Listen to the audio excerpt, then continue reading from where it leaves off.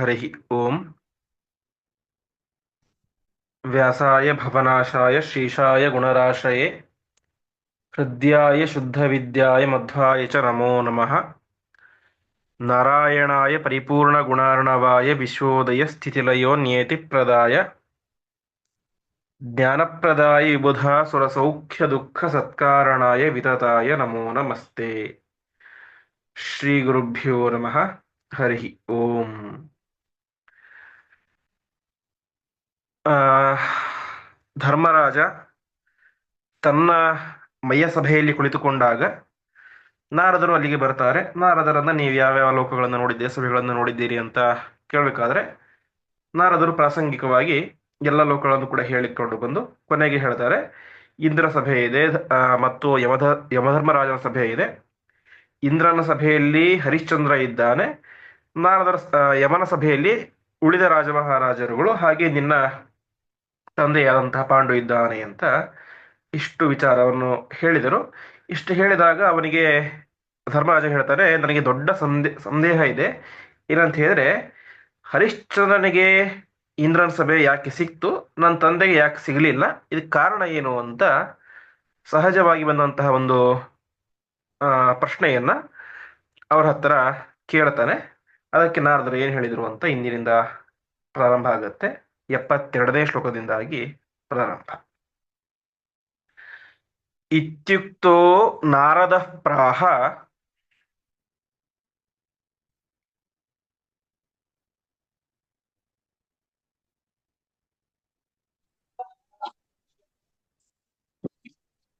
ರಾಜಸೂಯ ಕೃತೋನ್ನತಿಂ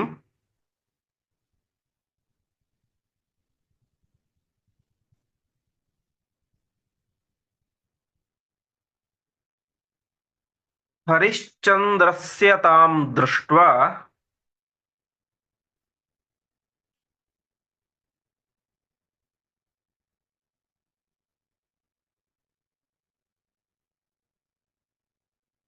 ಪಿತಾ ಯಮಸಭಾತಲೆ.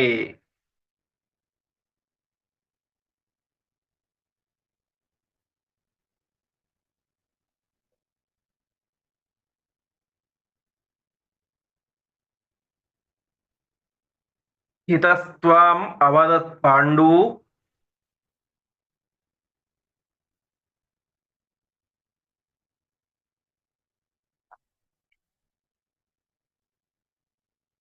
ರಾಮದ್ವಯ ಸುದೈವತೆ.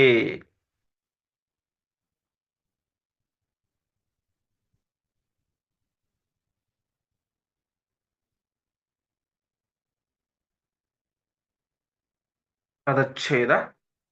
ಇತ್ಯುಕ್ತಃ ನಾರದಃ ಪ್ರಾಹ ರಾಜಸೂಯಕೃತೋನ್ನತಿಂ ಹರಿಶ್ಚಂದ್ರಸ್ಯ ತಾಂ ದೃಷ್ಟ್ವಾ ಪಿತಾ ಯಮಸಭಾತಲೆ ಸ್ಥಿತಃ ತ್ವಾಂ ಅವದತ್ ಪಾಂಡು ರಾಮದ್ವಯ ಸುದೈವತೆ. ಇಷ್ಟು ಯುಧಿಷ್ಠಿರ ಹೇಳಿದ. ಇಷ್ಟು ಹೇಳಿದಾಗ ನಾರದರು ಪ್ರಾಹ ಅವನಿಗೆ ಪ್ರತಿಯಾಗಿ ಹೇಳ್ತಾ ಇದ್ದಾರೆ, ನೋಡು ಯುಧಿಷ್ಠಿರ, ಹರಿಶ್ಚಂದ್ರನಿಗೆ ಈ ರೀತಿಯಾದಂತಹ ಒಂದು ಸ್ಥಾನ, ಇಂದ್ರನ ಸಭೆಯಲ್ಲಿ ಕುಳಿತುಕೊಳ್ಳುವಂತಹ ಸ್ಥಾನ ಹೇಗೆ ಸಿಕ್ತು ಅಂತ ಹೇಳಿದ್ರೆ, ರಾಜಸೂಯ ಕೃತೋನ್ನತಿಂ, ಅವನಿಗೆ ಈ ಉನ್ನತವಾದಂತ ನಿಮಿಷ ಅವನಿಗೆ ಈ ಒಂದು ಉನ್ನತವಾದಂತಹ ಸ್ಥಾನ ಹೇಗೆ ಸಿಕ್ತು ಅಂತ ಹೇಳಿದ್ರೆ, ರಾಜಸೂಯ ಕೃತೋನ್ನತಿಂ, ಅವನು ರಾಜಸೂಯ ಯಾಗವನ್ನು ಮಾಡಿದ್ದ. ಶ್ರೇಷ್ಠ ಯಾಗವಾದಂತಹ ರಾಜರುಗಳು ಮಾಡಬಹುದಾದಂತಹ ರಾಜಸೂಯ ಯಾಗವನ್ನು ಮಾಡಿದ್ದ.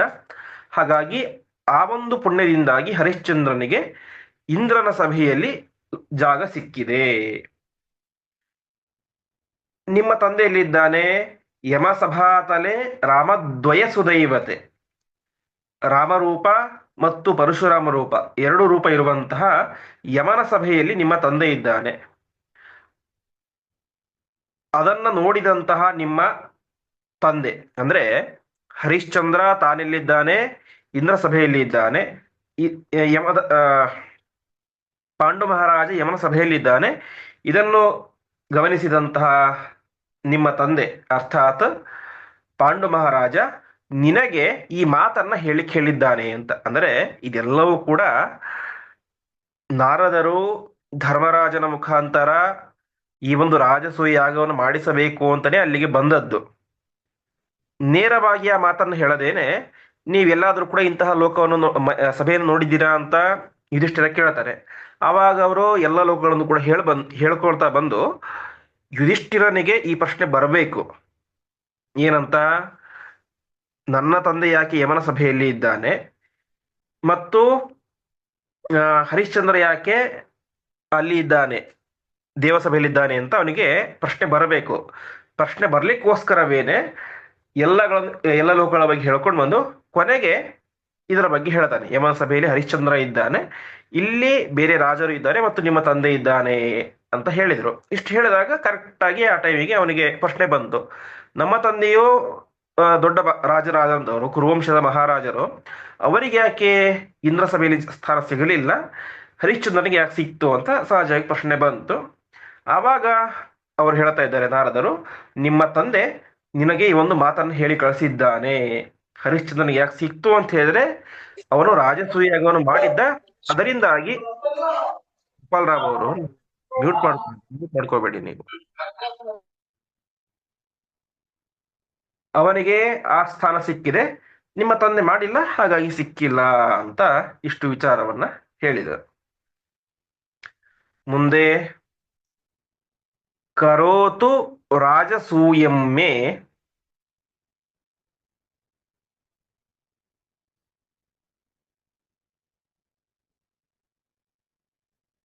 ಪುತ್ರೋ ಜ್ಯೇಷ್ಠೋನುಜಾರ್ಚಿತಃ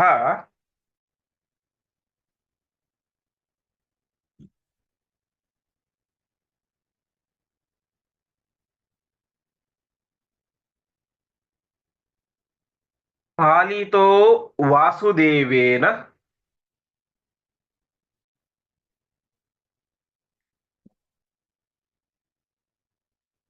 ಕಿಂ ತಸ್ಯ ಸಾಧ್ಯವತ್ರ ಹಿ.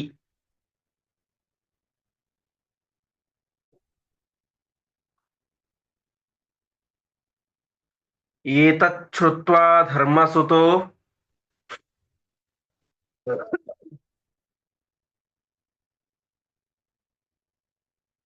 ಭಾತೃಭಿಃ ಸಹಿತೋ ವಶೀ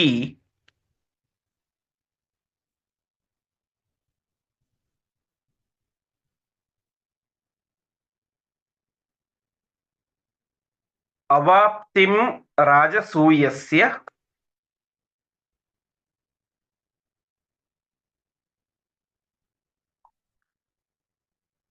ಮಂತ್ರಯಾಮಾಸ ಧರ್ಮವಿತ್.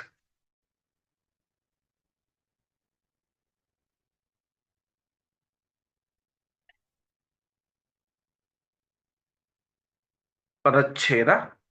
ಕರೋತು ರಾಜಸೂಯಂ ಮೇ ಪುತ್ರಃ ಜ್ಯೇಷ್ಠಃ ಅನುಜಾರ್ಚಿತಃ ಪಾಲಿತಃ ವಾಸುದೇವೇನ ಕಿಂ ತಸ್ಯ ಅಸಾಧ್ಯಂ ಅತ್ರ ಹಿ. ಏತತ್ ಶ್ರುತ್ವಾ ಧರ್ಮಸುತಃ ಭ್ರಾತೃಭಿಃ ಸಹಿತಃ ವಶೀ ಅವಾಪ್ತಿಂ ರಾಜಸೂಯಸ್ಯ ಮಂತ್ರಯಾಮಾಸ ಧರ್ಮವಿತ್. ಏನು ಹೇಳಿದ್ದರು ಪಾಂಡು ಮಹಾರಾಜರು ಅಂತ ಹೇಳಿದ್ರೆ, ಮೇ ಜ್ಯೇಷ್ಠ ಪುತ್ರ, ನನ್ನ ಹಿರಿಯ ಮಗ ಅರ್ಥಾತ್ ಯುಧಿಷ್ಠಿರ, ಅವನೇ ಮಾಡಲಿ ರಾಜಸೂಯಂ ಕರೋತು, ರಾಜಸೂಯಾಗವನ್ನು ಮಾಡಲಿ ಅಂತ ಅವರ ಅಪೇಕ್ಷೆ ಇದೆ. ಎಂಥವನು ಇವನು? ಜ್ಯೇಷ್ಠ, ಹಿರಿಯ.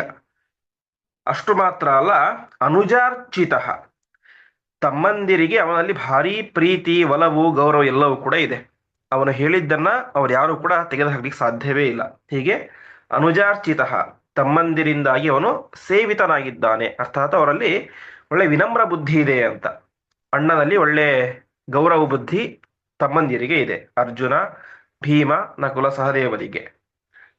ಇದಕ್ಕಿಂತಲೂ ಪ್ರಧಾನವಾಗಿ ವಾಸುದೇವೇನ ಪಾಲಿತ, ಸಾಕ್ಷಾತ್ ಪರಮಾತ್ಮನ ಅನುಗ್ರಹ, ರಕ್ಷಣೆ ಅವರಿಗೆ ನಿರಂತರವಾಗಿ ಇದೆ.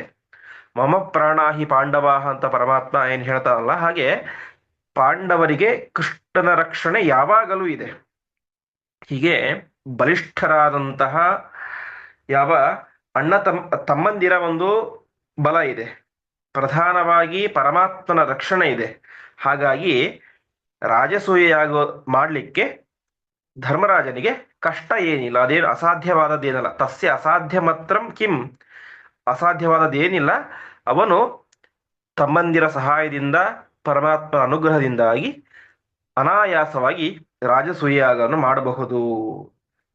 ಇಷ್ಟು ಮಾತನ್ನು ಧರ್ಮಸುತಃ ಶ್ರುತ್ವ ಕೇಳಿದ ತಕ್ಷಣ ತಾನೇ ಮಾಡ್ತಾ ಇದ್ದಾನೆ, ಭ್ರಾತೃಭಿಹಿ ಸಹಿತ ತನ್ನ ತಮ್ಮಂದಿರೊಟ್ಟಿಗೆ ಸೇರಿಕೊಂಡು ರಾಜಸೂಯಸ್ಯ ಅವಾಪ್ತಿ ಮಂತ್ರಯಾಮಾಸ, ರಾಜಸೂಯ ಅವನು ಮಾಡಬೇಕು, ಹೇಗ್ ಮಾಡಬೇಕು ಅಂತೆಲ್ಲ ಅವನು ಮಂತ್ರಯಾಮಾಸನೆ ಸಭೆ ಮಾಡಿದ ಅಂತ.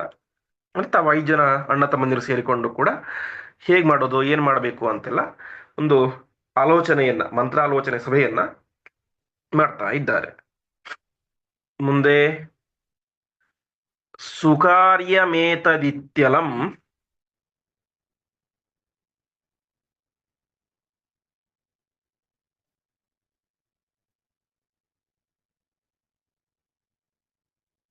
ನಿಶಮ್ಯ ಸೋದರೋದಿತಂ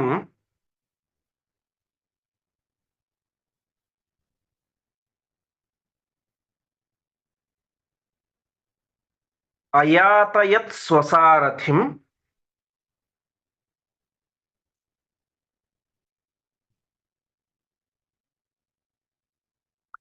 ಸ ಕೇಶವಾಯ ಭೂಪತಿ.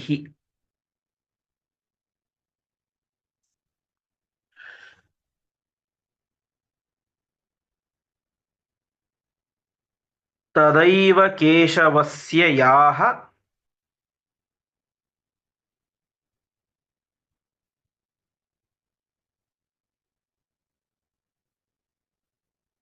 ಶ್ರಿಯಸ್ತದೀಯ ತಾತಕೈಃ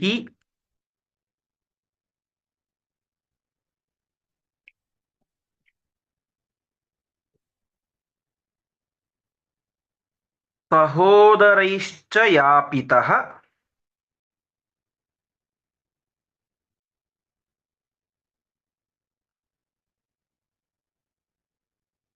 ಸದೂತ ಆಪ ಮಾಧವಂ.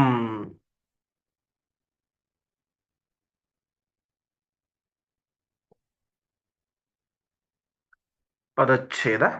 ಸುಕಾರ್ಯಂ ಏತತ್ ಇತಿ ಅಲಂ ನಿಶಮ್ಯ ಸೋದರೋದಿತಂ ಅಯಾತಯತ್ ಸ್ವಸಾರಥಿಂ ಸಹ ಕೇಶವಾಯ ಭೂಪತಿಃ. ತದೈವ ಕೇಶವಸ್ಯ ಯಾಹ ಸ್ತ್ರಿಯಃ ತದೀಯತಾತಕೈಃ ಸಹೋದರೈಃ ಚ ಯಾಪಿತಃ ಸಹ ದೂತಃ ಆಪ ಮಾಧವಂ. ಎಲ್ಲರೂ ಕೂಡ ಸೇರಿಕೊಂಡು ಆಲೋಚನೆ ಮಾಡಿ ಸಭೆಯನ್ನ ಮಾಡ್ತಾರೆ. ಸಭೆಯನ್ನು ಮಾಡಿದಾಗ ಎಲ್ಲರೂ ಕೂಡ ಹೇಳ್ತಾರೆ, ಇದು ಅತ್ಯಂತ ಸುಕಾರ್ಯ, ಉತ್ತಮವಾದಂತಹ ಕಾರ್ಯ. ಅಲಂ ಸುಕಾರ್ಯಂ, ತುಂಬಾ ಉತ್ತಮವಾದಂತಹ ಕಾರ್ಯ. ರಾಜಸೂಯ ಎಂಬುದು ಅತ್ಯಂತ ಶ್ರೇಷ್ಠವಾದಂತಹ ಕಾರ್ಯ. ಅದರಲ್ಲೂ ನಮ್ಮ ತಂದೆಯೇ ಹೇಳಿ ಕಳಿಸಿದ್ದಾರೆ. ಹಾಗಾಗಿ ಇದನ್ನು ನಾವು ಅವಶ್ಯವಾಗಿ ಮಾಡೋಣ ಎಂಬುದಾಗಿ ಸೋದರೋದಿ, ತಮ್ಮೆಲ್ಲ ಸೋದರರು ಕೂಡ ಹೇಳ್ತಾರೆ. ಇದನ್ನ ಕೇಳಿದಂತಹ ಯುಧಿಷ್ಠಿರ ಮಹಾರಾಜ ಅವನೇನ್ ಮಾಡ್ತಾನೆ, ನಾವು ಯಾವುದೇ ಒಂದು ಕಾರ್ಯವನ್ನು ಮಾಡಬೇಕಾದ್ರೂ ಕೂಡ ಪ್ರಧಾನವಾಗಿ ನಮಗೆ ಬೆನ್ನೆಲುಬಾಗಿ ನಿಲ್ಲುವಂತಹವನು ಪರಮಾತ್ಮ ಕೃಷ್ಣ. ಹಾಗಾಗಿ ಅವನಿಗೆ ಈ ವಿಚಾರವನ್ನು ತಿಳಿಸೋಣ ಅಂತ ಏನ್ ಮಾಡ್ತಾ ಇದ್ದಾನೆ, ಸ್ವಸಾರಥಿಂ, ತನ್ನ ಸಾರಥಿಯನ್ನ ಕೇಶವಾಯ ಅಯಾತಯತ್, ಕೃಷ್ಣನ ಹತ್ತಿರ ಕಳಿಸಿದ, ಕೃಷ್ಣನಿಗೆ ವಿಚಾರವನ್ನು ತಿಳಿಸು ಅಂತ. ಈ ಯಾವಾಗ ಇವನು ಅಂದ್ರೆ ಧರ್ಮರಾಜನ ಸಾರಥಿ ಕೃಷ್ಣನ ಹತ್ರ ಹೊರಟಿದ್ನೋ ಆವಾಗಲೇನೆ ಅಲ್ಲಿಗೆ ಇನ್ನೊಬ್ಬ ಸೇವಕ ಬಂದಿದ್ದ ಅಂತೆ. ಕೃಷ್ಣನ ಹತ್ರ ಇನ್ನೊಬ್ಬ ಸೇವಕ ಬಂದಿದ್ದ, ಇನ್ನೊಬ್ಬನ ದೂತ ಬಂದಿದ್ದ. ಅವನ್ ಯಾರು ಅಂತ ಹೇಳಿದ್ರೆ ಕೇಶವಸ್ಯ ಯಾಹ ಸ್ತ್ರೀಯ, ಪರಮಾತ್ಮನೇನು 16,100 ಜನ ಹೆಂಡತಿಯರಿದ್ರಲ್ಲ, ಆ ಹೆಂಡತಿಯರ ತಾತಕೈಹಿ ಸಹೋದರೈಹಿ, ತಾತ ಅಂದ್ರೆ ತಂದೆ ಅಂತ, 16,000 ಪತ್ನಿಯರ ತಂದೆಯಂದಿರು ಮತ್ತು ಸಹೋದರರು, ಅಣ್ಣ ತಮ್ಮಂದಿರು, ಅವರೆಲ್ಲರೂ ಕೂಡ ಸೇರಿ ಒಬ್ಬ ದೂತನನ್ನ ಯಾಪಿತಃ ಕಳಿಸಿದ್ರು. ಅವನು ಮಾಧವಂ ಆಪ, ಕೃಷ್ಣನ ಹತ್ರ ಬಂದ ಅಂತ. ಹೀಗೆ ಪಾಂಡವರು ಸೇರಿಕೊಂಡು ಒಬ್ಬ ಸಾರಥಿಯನ್ನ ಕಳಿಸಿದ್ದರು ಮತ್ತು ಕೃಷ್ಣ ಪರಮಾತ್ಮನ 16,000 ಹೆಂಡತಿಯರ ತಂದೆಯಂದಿರು ಮತ್ತು ಸಹೋದರರು ಎಲ್ಲರೂ ಕೂಡ ಸೇರಿಕೊಂಡು ಒಬ್ಬ ದೂತರನ್ನ ಕಳಿಸಿದ್ದರು. ಅವನು ಅಲ್ಲಿಗೆ ಬಂದ. ಅವನೇ ಯಾಕೆ ಬಂದ ಅಂತ ಮತ್ತೆ ಮುಂದೆ ಹೇಳ್ತಾ ಇದ್ದಾರೆ. ಪ್ರಣಮ್ಯ ಕೇಶವಂ ವಚಃ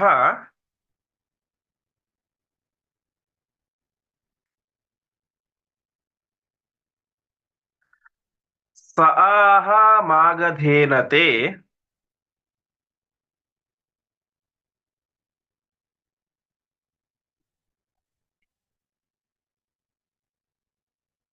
ವಿವಾಹ ಬಾಂಧವಾಹಾರಣೆ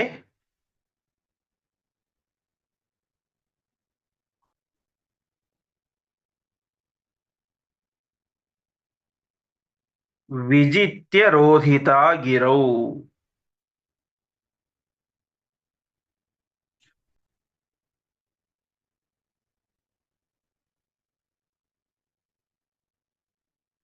ನೃಪಾಯುತದ್ವಯೇನ ಸಹ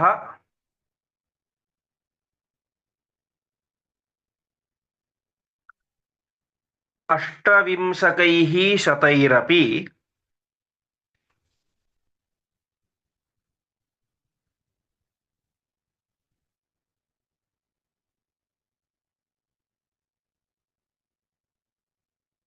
ಈಯಕ್ಷುರುಗ್ರರೂಪಿಣಂ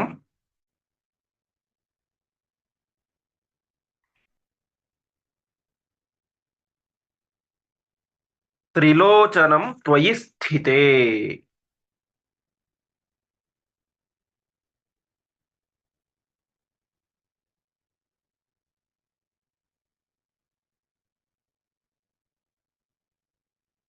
ಪದಚ್ಛೇದ.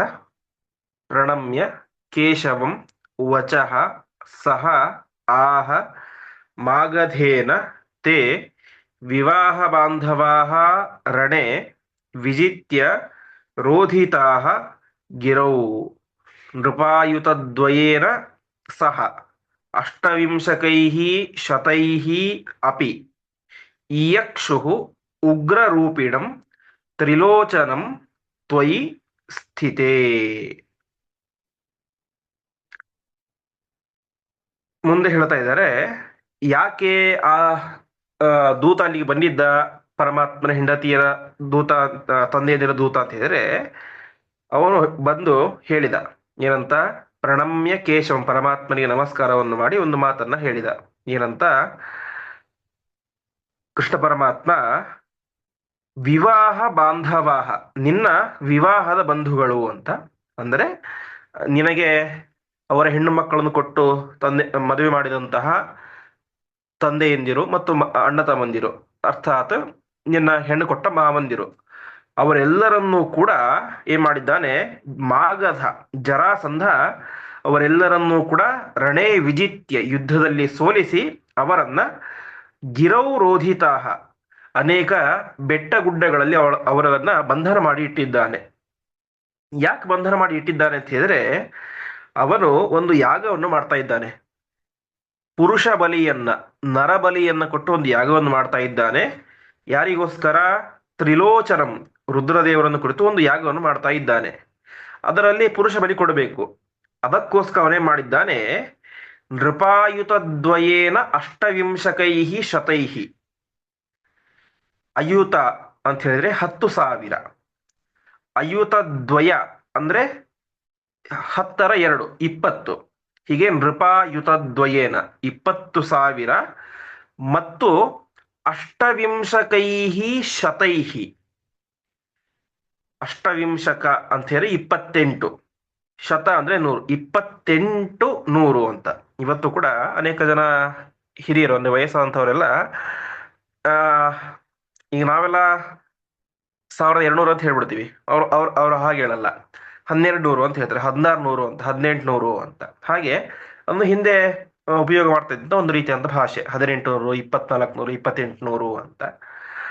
ಹಾಗೆ ಆಚಾರ್ಯ ರೂಪದಲ್ಲಿ ಹೇಳ್ತಾ ಇದ್ದಾರೆ 2,800 ಅಂದ್ರೆ 2,800 ಅಂತ.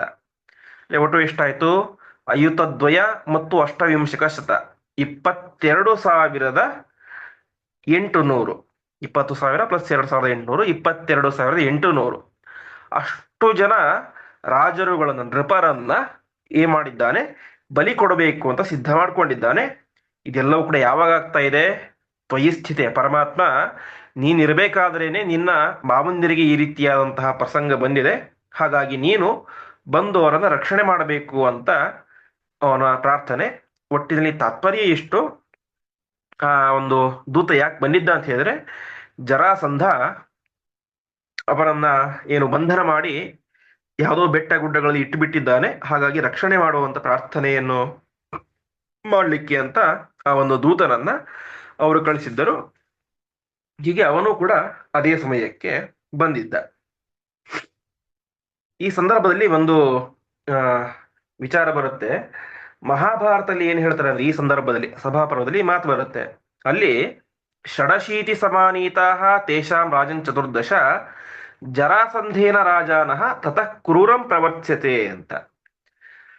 ಮಹಾಭಾರತದಲ್ಲಿ ಆ ಒಂದು ದೂತ ಬರ್ತಾನೆ, ಅವನು ಹೇಳ್ತಾನೆ, ಕೃಷ್ಣ 86 ಷಡ ಅಶೀತಿ, ಅಶೀತಿ ಅಂದ್ರೆ 80, ಷಟ ಅಂದ್ರೆ 6, 86 ರಾಜ ಮಹಾರಾಜರುಗಳನ್ನ ಅವನು ಬಂಧನ ಮಾಡಿ ಇಟ್ಟಿದ್ದಾನೆ. ಇನ್ನು 14 ಮಾತ್ರ ಬಾಕಿ ಇದೆ. ಆ 14ರನ್ನ ತಂದು ಮುಂದೆ ಬಲಿ ಕೊಡ್ತಾನೆ, ಹಾಗಾಗಿ ನೀನು ರಕ್ಷಣೆ ಮಾಡು ಅಂತ ಕೇಳ್ತಾರೆ. ಮಹಾಭಾರತದಲ್ಲಿ ನೋಡಿದರೆ ಎಷ್ಟಿದೆ? 100 ಮಂದಿ ಅಂತ ಹೇಳ್ತಾರೆ. 86 ಆಲ್ರೆಡಿ ಬಂದಿದ್ದಾರೆ, 14 ತರಬೇಕು ಅಂತ. ಇಲ್ಲಿ ನೋಡಿದರೆ ಏನ್ ಹೇಳ್ತಾರೆ? ನೃಪಾಯುತ ದ್ವಯೇನ ಅಂದ್ರೆ 28,000, 22,800 ಅಂತ ಹೇಳ್ತಾರೆ. ಇದಕ್ಕೆ ಹೇಗೆ ನಾವು ವಿರೋಧ ಪರಿಹಾರ ಮಾಡ್ಕೊಳ್ಳೋದು ಅಂತ.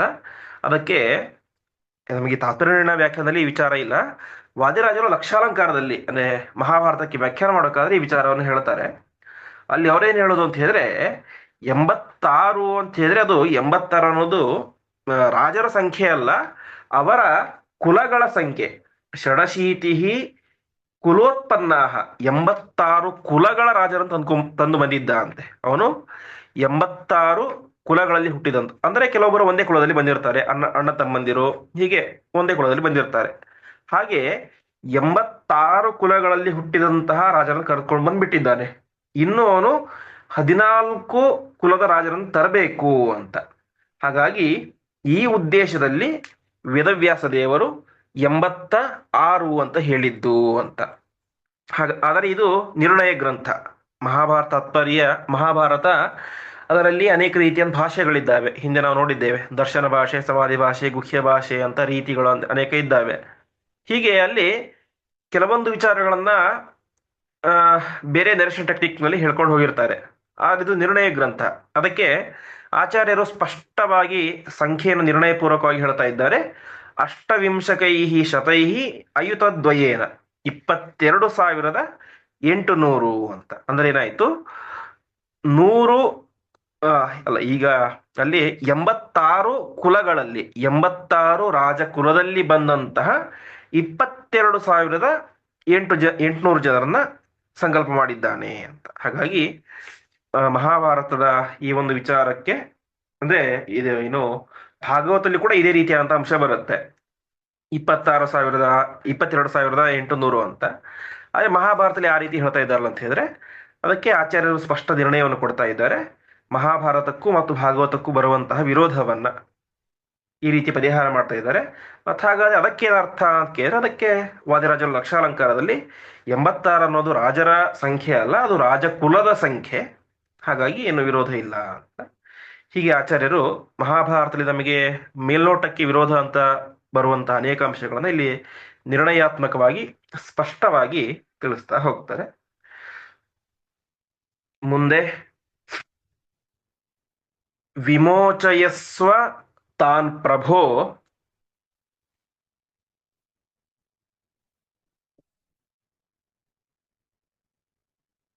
ನಿಹತ್ಯ ಮಾಗಧೇಶ್ವರಂ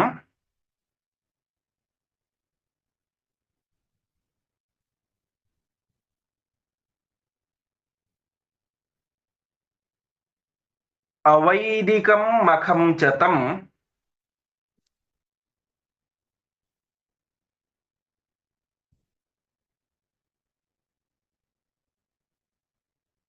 ವಿಲುಂಪ ಧರ್ಮಗುಪ್ತಯೇ.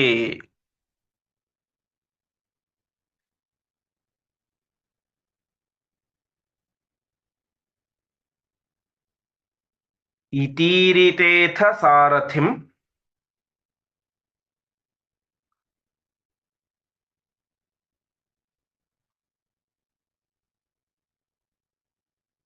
ನಿಶಾಮ್ಯ ಧರ್ಮಜಸ್ಯ ಚ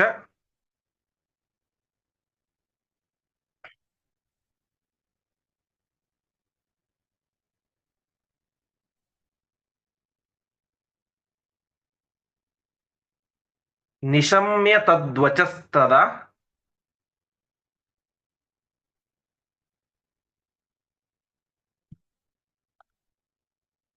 ಜಗಾಮ ಪಾಂಡವಾಲಯಂ.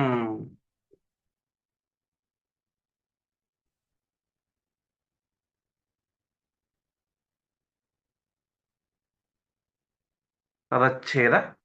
ವಿಮೋಚಯಸ್ವ ತಾನ್ ಪ್ರಭೋ ನಿಹತ್ಯ ಮಾಗಧೇಶ್ವರಂ ಅವೈದಿಕಂ ಮಖಂ ಚ ತಂ ವಿಲುಂಪ ಧರ್ಮಗುಪ್ತಯೇ ಇತಿ ಈರಿತೆ ಅಥ ಸಾರಥಿಂ ನಿಶಾಮ್ಯ ಧರ್ಮಜಸ್ಯ ಚ ನಿಶಮ್ಯ ತದ್ವಚಃ ತದಾ ಜಗಾಮ ಪಾಂಡವಾಲಯಂ. ಹಾಗಾಗಿ ಪ್ರಭುವೇ ಕೃಷ್ಣ ಪರಮಾತ್ಮನೇ, ನೀನು ಆ ಮಾಗಧೇಶ್ವರಂ ನಿಹತ್ಯ, ಮಾಗಧೇಶ್ವರ ಮಗಧಕ್ಕೆ ಒಡೆಯನಾದಂತಹ ಜರಾಸಂಧನನ್ನು ಸಂಹಾರ ಮಾಡಿ, ತಾನ್ ವಿಮೋಚಯಸ್ವ, ಆ ಎಲ್ಲ ರಾಜರ ಮಹಾರಾಜರುಗಳನ್ನು ಕೂಡ ಬಂಧನದಿಂದ ಬಿಡುಗಡೆ ಮಾಡು. ಅಷ್ಟು ಮಾತ್ರ ಅಲ್ಲ, ಇದು ಅವೈದಿಕವಾದಂತಹ ಯಜ್ಞ. ಪುರುಷ ಮೇಧ, ಪುರುಷರನ್ನ ಬಲಿಕೊಟ್ಟು ಮಾಡುವಂತಹ ಒಂದು ಯಜ್ಞ ಏನಿದೆ ಅದು ಅವೈದಿಕವಾದಂತಹ ಯಜ್ಞ. ಹಾಗಾಗಿ ಧರ್ಮಗುಪ್ತಯೇ, ನೀ ಒಂದು ವೇಳೆ ಜರಾಸಂಧ ಆ ರೀತಿಯಾದಂತಹ ಒಂದು ಅವೈದಿಕವಾದಂತಹ ಯಾಗವನ್ನು ಮಾಡಿದರೆ ಅದು ಅಧರ್ಮ ಆಗುತ್ತೆ, ಧರ್ಮದ ಹಾನಿ ಆಗುತ್ತೆ. ಹಾಗಾಗಿ ನೀನು ಧರ್ಮದ ರಕ್ಷಣೆಯನ್ನು ಮಾಡಬೇಕು. ಅದಕ್ಕೋಸ್ಕರ ಆ ಅವೈದಿಕಂ ಮಖಂ ವಿಲುಂಪ, ಅವೈದಿಕವಾದಂತಹ ವೇದ ವಿರುದ್ಧವಾದಂತಹ ಯಜ್ಞವನ್ನ ನಿಲ್ಲಿಸು ಎಂಬುದಾಗಿ ಅವನು ಪ್ರಾರ್ಥನೆ ಮಾಡ್ತಾ ಇದ್ದಾನೆ. ವಾಸ್ತವಿಕವಾಗಿ ಅಶ್ವಮೇಧ ಯಾಗದಂತೆ ಪುರುಷಮೇಧ ಯಾಗವು ಕೂಡ ಒಂದು ಯಾಗವೇ, ಅಂದ್ರೆ ವೇದದಲ್ಲಿ ಹೇಳಿದಂತಹ ಯಾಗವೇನೆ. ಆದರೆ ಅಶ್ವಮೇಧ ಯಾಗದಲ್ಲಿ ಕುದುರೆಯನ್ನು ಬಲಿ ಕೊಟ್ಟಂತೆ ಇಲ್ಲಿ ಬಲಿ ಕೊಡುವುದಿಲ್ಲ ಪುರುಷರನ್ನ. ಮತ್ತೇನ್ ಮಾಡ್ಬೇಕು, ಅಲ್ಲಿ ಸರ್ವ ಸಮರ್ಪಣೆ ಅಂತ, ಪರಮಾತ್ಮ ನಾನು ಪೂರ್ತಿಯಾಗಿ ನಿನ್ನವನು ಅಂತ ಪರಮಾತ್ಮನಲ್ಲಿ ತನ್ನನ್ನು ತಾನು ಪೂರ್ತಿಯಾಗಿ ಸಮರ್ಪಣೆ ಮಾಡ್ಕೊಂಡ್ಬಿಡೋದು, ಆ ರೀತಿಯಾದಂತಹ ಒಂದು ಪ್ರಕ್ರಿಯೆಯಲ್ಲಿ ಇರುತ್ತೆ. ಆದರೆ ಇವನು ಅಲ್ಲಿ ಏನ್ ಮಾಡ್ತಾ ಇದ್ದಾನೆ, ಅವರನ್ನ ಕೊಂದು ಯಾಗ ಮಾಡಬೇಕು ಅಂತ ಮಾಡಿದ್ದಾನೆ. ಹಾಗಾಗಿ ಅದು ಅವೈದಿಕವಾದದ್ದು. ಹಾಗಾಗಿ ಅದನ್ನ ನಿಲ್ಲಿಸು ಎಂಬುದಾಗಿ ಅವನು ಪ್ರಾರ್ಥನೆ ಮಾಡ್ತಾ ಇದ್ದಾನೆ. ಸರಿ, ಈ ರೀತಿಯಾಗಿ ಅವನು ಹೇಳಿದ. ರಾಜರುಗಳ ಕಡೆಯಿಂದ ಬಂದಂತಹ ಆ ದೂತ ಈ ರೀತಿಯಾಗಿ ಪ್ರಾರ್ಥನೆಯನ್ನು ಮಾಡಿದ. ಇಷ್ಟು ಹೇಳಿದಾಗ ಮುಂದೆ ಶ್ರೀಕೃಷ್ಣ ಪರಮಾತ್ಮ ಧರ್ಮಜಸ್ಯ ಸಾರಥಿಂ, ಯುಧಿಷ್ಠಿರನ ಸಾರಥಿ ಬಂದಿದ್ದ, ಅವನನ್ನು ನೋಡಿದ. ಸರಿ, ನೀನೇನ್ ಬಂದಿದ್ದು ಅಂತ ವಿಚಾರ ಮಾಡಿದ. ಅವನ ಮಾತನ್ನು ಕೇಳಿದ, ಹೀಗೆ ರಾಜಸೂಯಾಗ ಮಾಡಬೇಕು ಅಂತ ಅನ್ಕೊಂಡಿದ್ದಾರೆ ಅಂತ ಕೇಳಿದಾಗ ತಕ್ಷಣದಲ್ಲಿ ಪರಮಾತ್ಮ ಪಾಂಡವಾಲಯಂ ಜಗಾಮ, ಪಾಂಡವರ ಮನೆಗೆ, ಅರಮನೆಗೆ ತಾನು ಹೋದ ಎಂಬುದಾಗಿ ತಿಳಿಸ್ತಾ ಇದ್ದಾರೆ. ಅಲ್ಲಿ ಹೋದಾಗ ಮತ್ತೆ ಮುಂದೆ ಯಾವ ರೀತಿಯಾದಂತಹ ಮಾತುಕತೆಗಳಾಯಿತು, ಆ ಎಲ್ಲ ವಿಚಾರಗಳನ್ನು ಕೂಡ ಮತ್ತೆ ನಾವು ನಾಳೆ ಪಾಠದಲ್ಲಿ ನೋಡೋಣ ಎಂಬುದಾಗಿ ಹೇಳುತ್ತಾ ಇಂದಿನ ಪಾಠವನ್ನ ಶ್ರೀ